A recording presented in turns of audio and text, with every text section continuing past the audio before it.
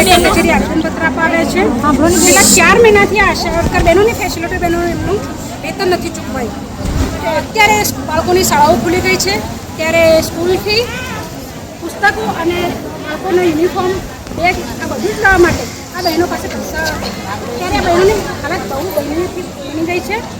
આ ગરીબ બહેનોને વારંવાર છાસવારે આવે આ રીતે પૈસાની તકલીફો ભોગવવી પડે છે અને એટલા માટે આજે મોટી સંખ્યામાં આશા વર્કર અને ફેસિલિટર બહેનો તંત્રના બહેરા કાનોસોથી પોતાનો અવાજ બુલંદ કરવા માટે આવ્યા છીએ.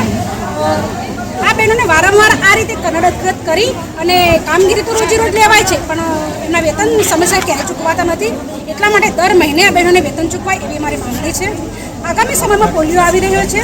18 થી 20 વર્ષથી આ બધા બહેનોએ ખૂબ જ નિષ્ઠાથી કામગીરી કરી અને પોલિયો નાબૂદ કરાવી. ગુજરાતને પોલિયો મુક્ત કરવાનું શ્રેય આ બહેનોના ફાળે જાય છે. ત્યારે બનવું એવું જોઈતું હતું કે આશા વર્કર અને ફેસિલિટર બહેનોને લઘુત્તમ વેતનની જે એમની વર્ષો જૂની માંગણી છે એ પૂરી કરી અને આ બહેનોને સન્માન આપવું જોઈતું. પરંતુ આ શોષણભરી સરકારે આ બહેનોને હજુ ઇન્સેન્ટિવ પર કામ કરાવે છે. સવારે 7 થી સાંજે 5 વાગ્યા સુધી આ બહેનો ફિલ્ડમાં કામ કરે છે પરંતુ એમનો ઇન્સેન્ટિવ ફક્ત 100 રૂપિયા. અત્યારે 100 રૂપિયામાં કોઈ મજૂર પણ આખો દિવસ 7 થી 5 સુધી મજૂરી ના કરી શકે.